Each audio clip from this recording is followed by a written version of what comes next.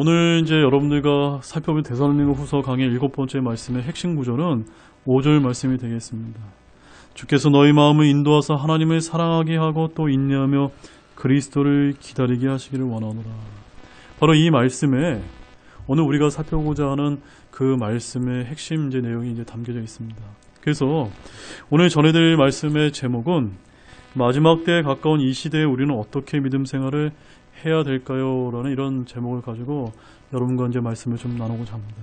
사실 이 말씀이 굉장히 이제 거창해 보이지만 이제 오늘 말씀을 이제 한 구절 한 구절 이제 여러분이 들어보시면 그다지 우리가 이렇게 뭐 특별한 말씀이 있는 것이 아니라 지금 현 순간 우리가 주님만을 바라보면서 어떻게 이 세상에서 하나님의 말씀을 붙들고 살아갈지에 대한 아주 기본적이고 기초적인 이제 말씀이 이제 담겨져 있다는 점입니다. 여러분들이 아시다시피 이 데살로니가 후서는 데살로니가 성도들 가운데 일부가 그리스도의 재림의 임박성에 대한 잘못 이해함으로써 인해서 일도 하지 않고 무질서하게 사는 어리석은 자들을 일깨워주기 위해서 기록되었다는 것을 여러분들이 이제 잘 알고 계실 것입니다. 따라서 이것은 오늘날에 주는 시사점이 적지 않습니다. 오늘날 교회는 크게 두 극단의 모습을 가진 신자들이 존재합니다.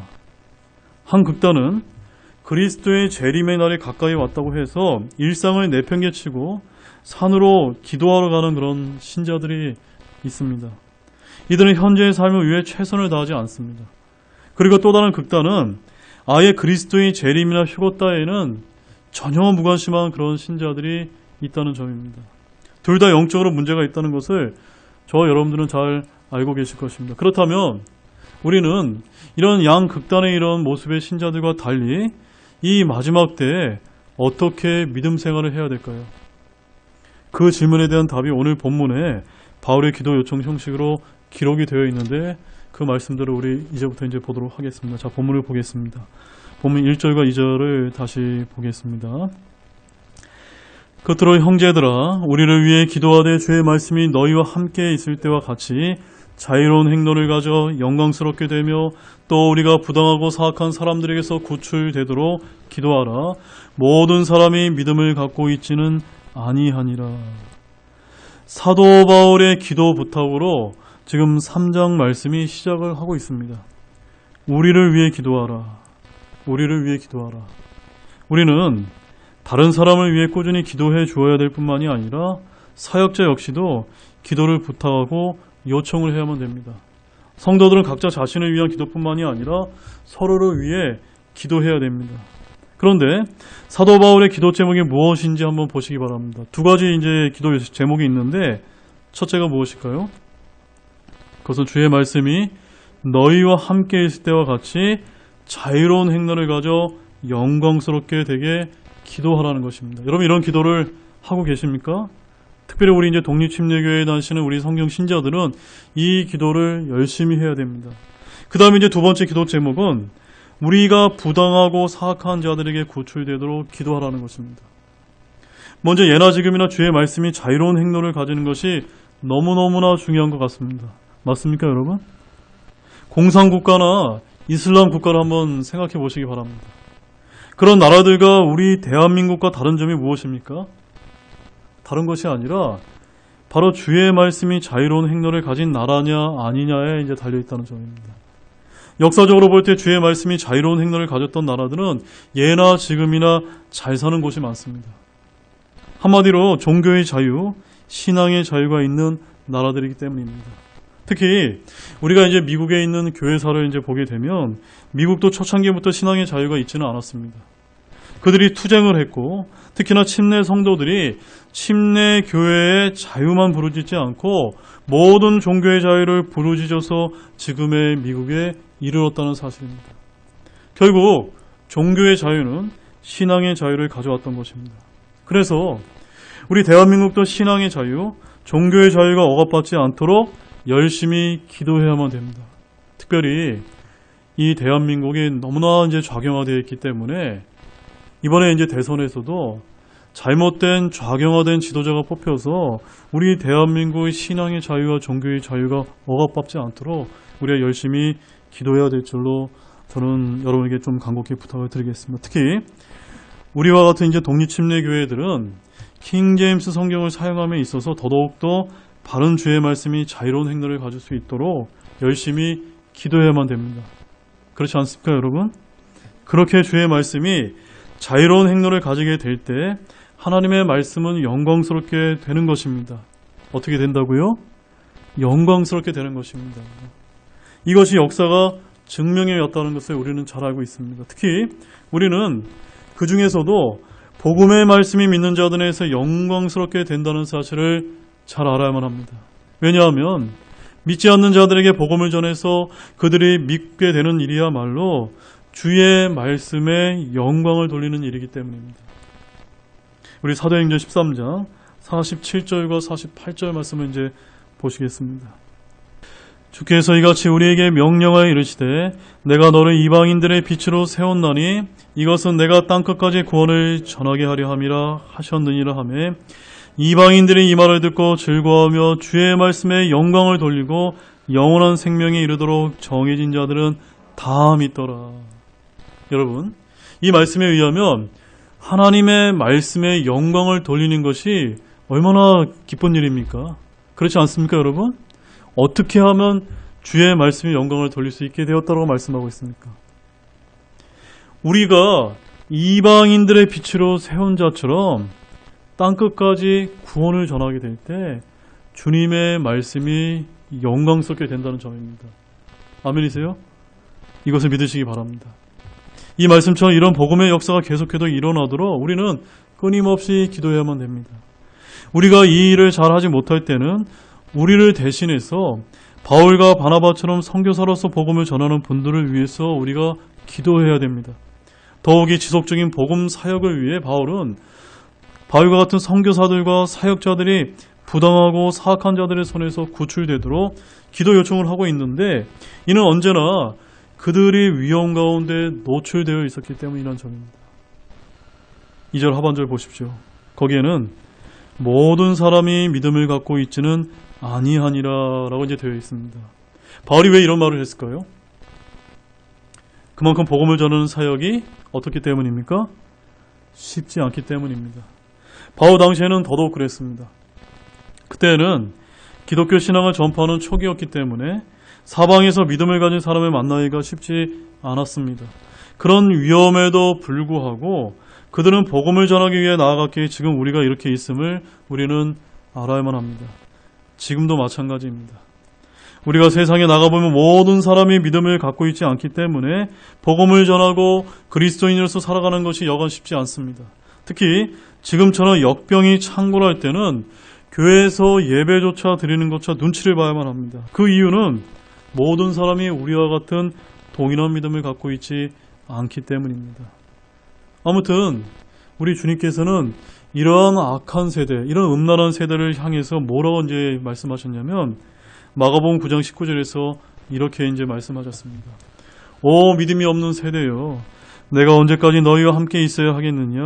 언제까지 너희를 용납해야 하겠느냐라고 하시면서 믿음이 없는 세대다라고 이렇게 말씀을 하신 바가 있고, 누가복음 18장 8절에서는 그럼에도 불구하고 사람의 아들이 올 때 땅에서 믿음을 보겠느냐라고 이렇게 이제 말씀을 하신 적이 있습니다. 즉 예수님께서 오실 때 이 땅의 모습은 어떻게 된다는 것입니까? 믿음을 찾아보기 어려운 시대가 될 것이다. 그러므로 지금 우리가 살고 있는 이 시대가 정말로 가면 갈수록 우리와 같은 이런 믿음을 간직하기가 어렵게 된다는 사실을 우리가 깨닫고 더더욱더 더 많은 사람들에게 진리를 전하고 복음을 전하기 위해서 우리는 애써야 되고 기도해야 되는 것입니다. 앞으로 주님이 오실 때가 가까울수록 더욱더 이 땅에서 믿음을 찾아보기 어려운 때를 만나게 될 것입니다. 그런 어려운 때가 많이 가까워진 것이 지금 우리 시대입니다. 그러나 그럴수록 우리는 더욱더 힘을 내어서 주의 말씀이 자유로운 행로를 가져 영광스럽게 되도록 복음을 전하고 진리를 선포함으로써 단 몇 사람이라도 구원받게 하기 위해서 애써야 될 것입니다. 자, 우리 고린도전서 9장 22절 말씀을 보십시오. 약한 자들에게 내가 약한 자같이 된 것은 약한 자들을 얻으려 함이요 내가 모든 사람에게 모든 것이 된 것은 어찌하든지 몇 사람이라도 구원하려 함이라.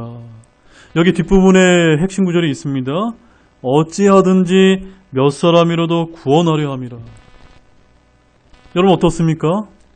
여러분 그리스도의 심판석 앞에 갔을 때 주님께서 여러분에게 제일 처음으로 이제 물어볼 게 저는 이런 질문이 아니겠습니까? 너희는 몇 사람이라도 구원했느냐? 과연 나는 한 사람이라도 구원했는가? 이런 부분들을 우리가 한번 생각하면서 지금 이 마지막 세대, 이 믿음이 없는 세대에 우리가 해야 될 일이 무엇입니까? 단 몇 사람이라도 우리가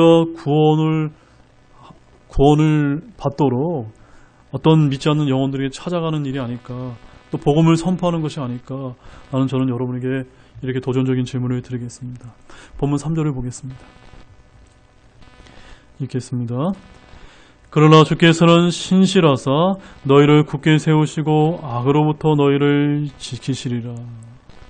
참으로 감사한 말씀이 아닙니까? 주님은 신실하십니다. 아멘이세요? 주님은 우리에게 신실하라고 또한 말씀하십니다. 주님은 믿는 자들을 굳게 세우시며 악으로부터 지켜주실 것을 약속하고 계십니다. 근데 이 말씀을 여러분 주위에서 이제 보시면 됩니다. 이 말씀은 우리 성도들이 전혀 죄를 짓지 않도록 지켜주신다는 그런 말씀이 아닙니다. 그리스도인이 된 후에도 여전히 우리는 죄를 짓고 회개하고 죄를 짓는 삶의 반복이요 연속입니다. 맞습니까? 믿음의 영적 성장은 단번에 일어난 사건이 아니라 점진적인 과정입니다. 본문에서 악으로부터의 말씀은 악의 출현, 마귀, 적그리스도를 말합니다. 예수님께서 하나님의 의이시지들 적그리스도는 악인데 주님께서 성도들을 악으로부터 지켜주신다는 이 말씀은 주님의 손으로부터 구원받은 혼을 잃어버리지 않는다는 약속의 말씀입니다. 여러분 이해가 되셨습니까? 악으로부터 너희를 지키신다는 말은 결코 주님의 손 안에 들어온 어떠한 혼도 잃어버리지 않는다는 말씀입니다. 감사하지 않습니까, 여러분? 요한복음 6장 39절에서 예수님께서 이렇게 말씀하셨습니다. 나를 보내신 아버지의 뜻은 이것이니 곧 그분께서 내게 주신 모든 것 중에서 내가 하나도 잃지 아니하고. 여러분 구원 받으셨습니까? 여러분 구원 받지 않았다면 한 명도 단 한 혼도 잃어버리지 않는 분이 않게 하실 것이다 라고 이렇게 말씀하시는데 이것을 굳게 믿으시기 바랍니다. 또한 요한복음 10장 28절과 29절 말씀 한번 보십시오. 내가 그들에게 영원한 생명을 주노니 그들이 결코 멸망하지 않을 것이요 또 아무도 내 손에서 그들을 빼앗지 못하리라. 그들을 내게 주신 내 아버지는 모든 것보다 크심에 아무도 내 아버지 손에서 그들을 빼앗을 수 없느니라. 이러한 분명한 말씀이 있음에도 불구하고 오늘날 목사라고 불리는 자들 가운데 한 번 구원은 영원한 구원이 아니라 여러분이 구원받았어도 구원을 잃어버릴 수 있다라고 이렇게 선포하는 아주 유명한 목사들이 오늘날 한두 명이 아니라는 사실입니다. 사랑하는 여러분, 말씀을 붙잡기 바랍니다. 말씀을 믿으시기 바랍니다. 주님께서는 한 번 구원받은 혼들을 결단코 잃어버리지 않습니다. 왜냐하면 주님께서 등이 지키시기 때문입니다. 디모데후서 1장 12절 말씀도 한번 읽어보시기 바랍니다. 그런 까닭으로 나 역시 이 일들로 고난을 당하나 그럼에도 불구하고 부끄러워하지 아니하노니 이는 내가 믿어온 분을 내가 알며 또 내가 그날을 대비하여 그분께 맡긴 것을 그분께서 지키실 수 있는 줄 확신하기 때문이라. 사도 바울은 주님께서 자신을 구원하셨고 자신을 지키신다는 것을 확신했다는 점입니다. 우리가 이런 사도 바울의 동일한 믿음을 지녀야 될 줄로 믿습니다. 주님께서 저와 여러분의 혼들을 지켜주십니다. 즉 한 번 구원은 영원한 구원입니다. 구원은 영원히 보장됩니다. 따라서 우리 혼을 지키는 일은 누구에게만 맡기면 됩니까? 우리는 주님께만 맡기면 됩니다. 이렇게 주님께서 우리의 혼을 지켜주신다면 그러면 우리는 무엇을 해야 될까요? 어떻게 해야 될까요? 나태하게 믿음 생활하면 됩니까? 즉 겨우 구원받은 것처럼 살면 될까요? 우리 베드로전서 4장 18절과 19절 말씀 한번 보십시오. 또 의로운 자가 겨우 구원을 받는다면 하나님을 따르지 않는 자와 죄인은 어디에 모습을 나타내겠느냐. 그러므로 하나님의 뜻대로 고난받는 자들은 잘 행하는 가운데 자기 혼을 지키는 것을 그분께 맡기되 신실하신 창조자께 맡기듯 할지어다. 너무 귀하지 않습니까, 여러분? 혹시 여러분은 겨우 구원을 받고 있는 상태는 아니신지 여러분 한번 생각해 보시기 바랍니다. 겨우 구원을 받았다는 것이 무슨 뜻입니까?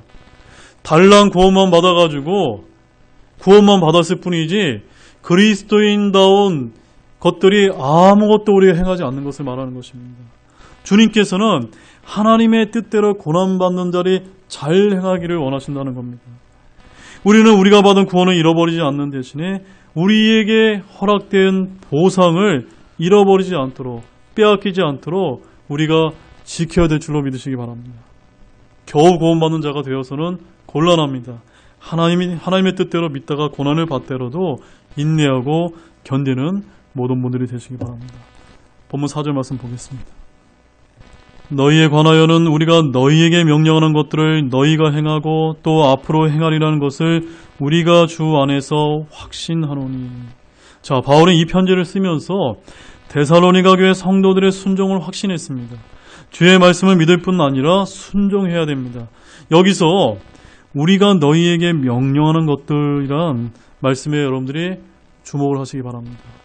신약 성경은 구약과 마찬가지로 성도들이 지켜야 될 명령들이 있습니다. 예수님은 사도들에게 이제 명령을 주셨는데 사도행전 1장 2절 말씀 한번 가보시기 바랍니다. 그분께서 친히 택하신 사도들에게 성령님을 통해 명령들을 주신 뒤에 들려 올라가신 날까지의 일을 기록한 것이니라. 사도들에게 성령님을 통해 명령들을 주신 것이 무엇입니까? 그것이 바로 여러분의 손에 들려있는 이 신약 성경인 것입니다. 그리스도인들은 신약 성경을 주의 명령들인 줄로 인정해야 됩니다. 그래서 고린도전서 14장 37절 말씀에서도 거기 이렇게 기록이 되어 있는데 만일 어떤 사람이 자기를 대언자나 영적인 자로 생각하거든 그는 내가 너희에게 쓰는 것들이 주의 명령들인 줄 인정할지니라. 여러분의 손에 들려있는 이 하나님의 말씀, 이 신약 성경이 하나님의 명령인 줄을 인정하십니까? 인정해야 됩니다. 그리스도인이 된 후 지켜야 될 명령들이 무엇인지 모르는 채 사는 사람들이 너무나 많은데 우리가 너희에게 명령한 것들인 이 말씀은 데살로니가 전후서뿐만이 아니라 사도 바울 서신 전체와 신약 성경의 모든 명령들로서 약 한 180여 가지의 명령들이 있다고 이렇게 이야기되고 있습니다. 명령들을 모세의 율법인 줄 알고 안식일이나 음식규례나 절기를 지키는 이들도 있고 반대로 이것들을 모두 율법주의라고 배척하는 사람도 있습니다. 그러나 그리스도인의 명령들, 사도들의 명령들은 우리 신약 성도들이 행하고 지켜야 될 것들임을 믿으시기 바랍니다. 요한복음 14장 15절 말씀 한번 찾아보십시오. 너희가 나를 사랑하면 내 명령들을 지키라. 여러분은 주님을 사랑하십니까? 그러면 우리는 어떻게 해야 되죠? 주님의 명령들을 신실하게 지켜야 됩니다. 이 명령은 모세의 율법이 아니라 신약에 주어진 명령들입니다. 요한복음 14장 21절 말씀도 보십시오. 거기에 이렇게 기록되어 있으면 같이 보겠습니다. 내 명령들을 가지고 그것들을 지키는 자가 나를 사랑하는 자니 나를 사랑하는 자는 내 아버지께 사랑을 받을 것이요 나도 그를 사랑하여 그에게 나를 나타내리라 하시리라. 여러분 아버지에게서 사랑을 받기를 원하십니까? 주님의 사랑을 원하십니까? 그럼 어떻게 해야 되죠? 주님의 명령들을 가지고 지키는 것입니다. 명령을 지키는 것은 사랑과 연관이 되어 있다는 점입니다. 순종은 사랑에서 나옵니다. 규례들에 수록된 명령, 사람들의 명령들 이런 것들은 우리가 지켜야 될 필요가 없습니다. 그러나 사도들이 준 명령들은 주의 명령들이기 때문에 우리가 지켜야 되고 거기에 사랑이 있는 것입니다. 본문 5절 말씀을 보겠습니다. 이제 오늘의 핵심 말씀인데요. 같이 힘차게 한번 읽어보겠습니다. 주께서 너희 마음을 인도하사 하나님을 사랑하게 하고 또 인내하며 그리스도를 기다리게 하시기를 원하노라. 자, 먼저 주께서 너희 마음을 인도하사라는 이 말씀처럼 우리는 우리 하나님께서 우리의 마음을 인도하실 수 있도록 예비되어질 필요가 있다는 점입니다. 그런데 우리 인간의 마음은 아담이 죄를 지은 다음 날부터 완전히 타락한 상태가 되었다는 것을 여러분 잘 알고 계실 것입니다.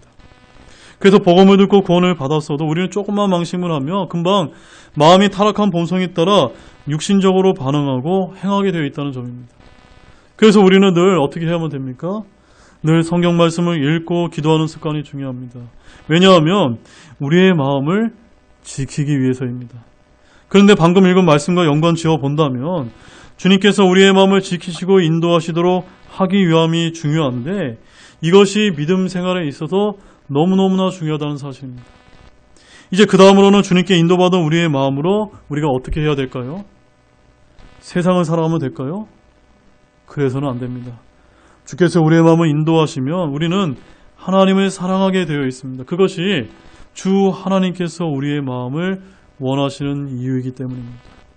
그런데 여기서 5절 말씀 중반을 보게 되면 하나님을 사랑하게 하고라고 하는 이 말씀은 바로 어떤 뜻일까요? 아까 제가 주님을 사랑하는 것이 뭐라고 말씀드렸죠? 주님의 명령들을 지키는 것과 같다라고 말씀을 여러분 기억하시기 바랍니다. 이 말씀은 명령들을 지키게 하시고라는 말과 같다는 점입니다. 하나님을 사랑하면 우리는 그분의 명령들을 지킵니다. 그분의 명령들을 지키는 것이 바로 주님을 사랑하는 것입니다. 그 다음에 5절 하반절 보십시오. 또 인내하며 그리스도를 기다리게 하시기를 원하노라. 자, 앞서 주께서 우리 마음을 인도하사 하나님을 사랑하게 했다면 그 다음으로 우리에게 필요한 것은 무엇입니까? 바로 주 예수 그리스도의 오심을 인내하며 기다리는 것입니다. 어떻게 기다리는 겁니까? 먼저 우리의 마음을 예비해야 됩니다. 그 다음에 뭐 해야 되죠? 아버지를 사랑해야 되는데 어떻게 사랑하죠? 명령들을 지키는 것입니다. 그러면 지키는 것으로 끝납니까? 아닙니다. 예수 그리스도의 오심을 인내하고 기다리는 것입니다. 이것이 바로 모든 신약 성도들에게 필요한 자세라는 사실입니다. 우리는 그리스도의 오심을 기다려야 됩니다. 부활과 휴거의 복된 소망을 기다리는 것은 저와 여러분들만이 가질 수 있는 특권입니다. 여러분 세상 사람들 보십시오. 주님을 기다립니까? 그렇지 않습니다. 그러나 우리는 기다리고 있지 않습니까? 이것이 우리의 특권이라는 사실입니다. 우리 주님께서는 주님의 오심, 그분의 나타나심을 사모하는 모든 자들에게 의의 왕관까지도 주시고 계시다는 사실을 잊지 마시기 바랍니다. 디모데후서 4장 8절 말씀을 한번 보십시오. 이후로는 나를 위해 의의 왕관이 예비되어 있나니 주곧 의로우신 심판자께서 그날에 그것을 내게 주실 것이요 내게만 아니라 그분의 나타나심을 사랑하는 모든 자들에게도 주시리라. 아멘이시죠 여러분? 여러분 다 주님의 나타나심을 사랑하십니까? 기다리십니까? 인내하십니까? 그러면 여러분에게 무엇이 예비되어 있습니까? 의의 왕관이 예비되어 있다는 점입니다. 이 얼마나 감사한 일입니까? 우리 하나님은 참으로 좋으신 분이십니다. 우리를 격려하시고자 우리가 그리스도의 오심을 인내로 기다리는 모든 자들에게 단 한 명도 빠짐없이 보상을 약속해 주고 계시다는 사실입니다. 그 보상은 의의 왕관입니다. 그것이 우리를 위해 예비되어 있습니다. 우리가 전성기를 맞이할 때가 가까이 오고 있다는 그런 말씀입니다. 그럼에도 이 라우디게아 교회 시대인 지금은 여러분 어떤 것 같습니까? 주님의 오실 날이 매우 가까운 이 시대의 현대 교회들에서는 더 이상 그리스도의 공중강림과 함께 일어나는 부활과 휴고를 전하지 않고 있습니다. 아니 기다리고 있지 않습니다. 즉 달리 말하면 오늘 많은 성도들이 그리스도의 다시 오심을 잘 알지도 못하고 기다리지 않게 되었다는 그런 말이라는 점입니다. 참으로 안타까운 일이지 않습니까?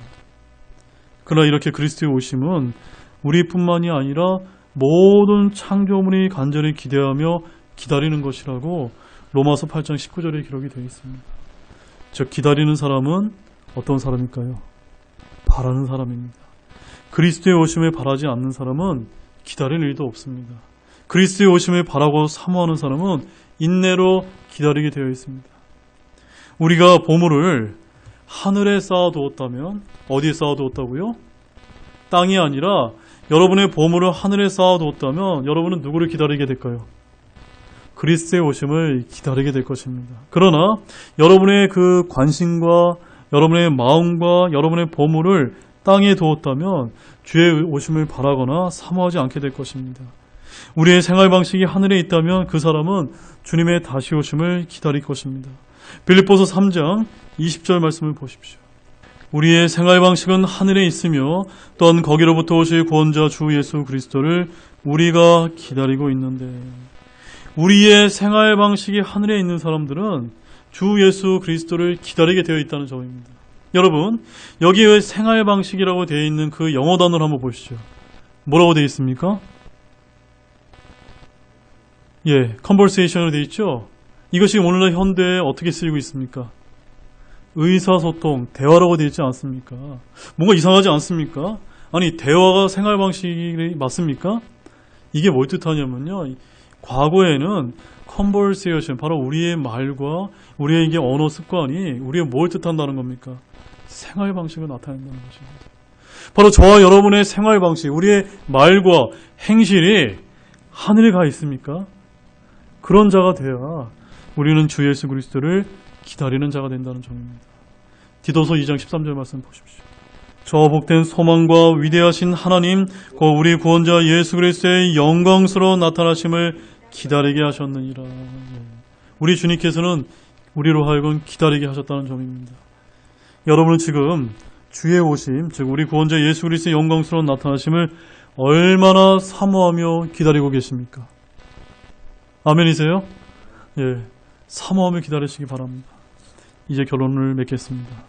제가 서두에서 양극단을 말씀드리면서, 그렇다면 우리는 이 마지막 때가 가까운 이 시대를 살아가면서 어떻게 믿음 생활을 해야 될까요? 라고 이렇게 질문을 이제 드린 바가 있습니다. 그 질문에 대한 여러분 답을 이제 찾으셨습니까? 그 답은요, 너무나 간단합니다. 오늘 본문에서 사도 바울이 데살로니가 교회 성도들에게 요청한 기도 내용을 통해서 우리가 그것을 분명하게 확인할 수가 있었습니다. 핵심만 다시 요약을 해드리면, 주의 오심이 점점 더 가까이 왔음을 느끼는 이 시대에 우리는 기도를 열심히 해야 합니다. 그 기도 제목은 다른 것이 아니라 주님이 오실 때까지 주의 말씀이 자유로운 행로를 얻어서 영광스럽게 되도록 해야 되며, 우리가 부당하고 사악한 사람들이 구출되도록 기도해야만 됩니다. 그리하여 이 믿음의 경주를 완주할 때까지 인내하며 그리스도를 기다리는 것입니다. 이것이 믿음 생활의 전부라고 봐도 될 것입니다.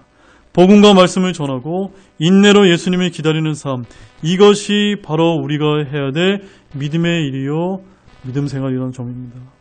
그런 모든 분들이 되시기를 우리 주 예수 그리스도의 이름으로 축원드립니다. 기도하고 마치겠습니다.